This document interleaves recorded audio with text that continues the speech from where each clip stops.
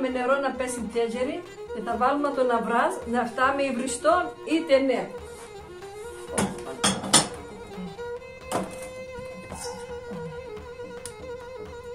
Τώρα περιμένουμε να βράσει και μετά να μουσκεύουμε το υβριστό.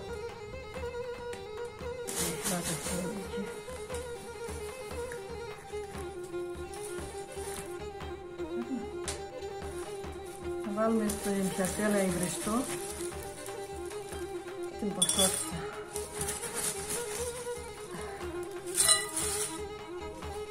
Θα βγει το κανίτι.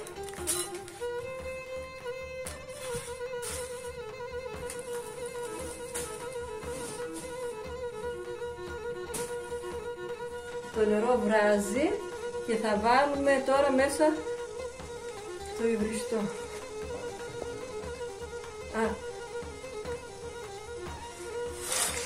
Έβαλα και ένα κουτάλι αλάτι και θέλει 2-3 λεπτά να μαλακώσει. Δεν πρέπει να βράσει, το κατεβάζω. Το παίρνω από τη σόμπα, το αφήνω λίγο να μου σκέψει.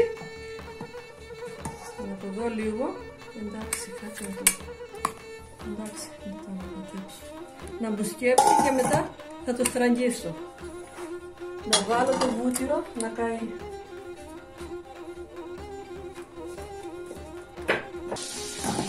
Και τώρα θα στραγγίσουμε το υβριστό γιατί έχει μουσκέψει.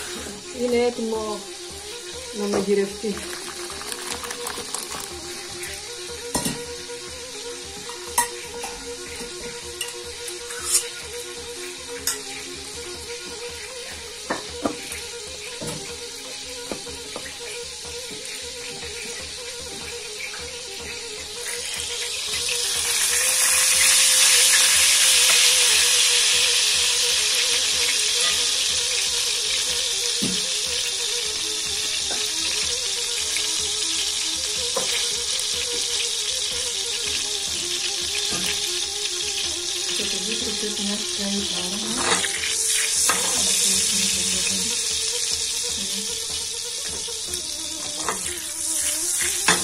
Έτοιμο είναι το βούτυρο, τελείωσε.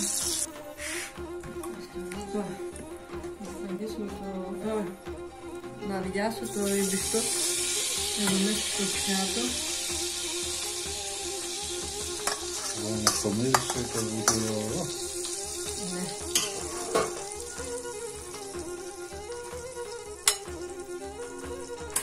Και τώρα θα και τώρα να ρίξω επάνω το βούτυρο. Τώρα χαρατσώνω το υβριστό. Ναι.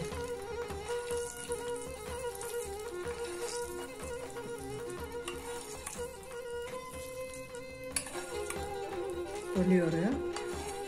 Καλή σου όρεξη. Καλή σου όρεξη. Παναγιώτη, κάτσε να βάλω λίγο έτσι από εδώ να πάρει.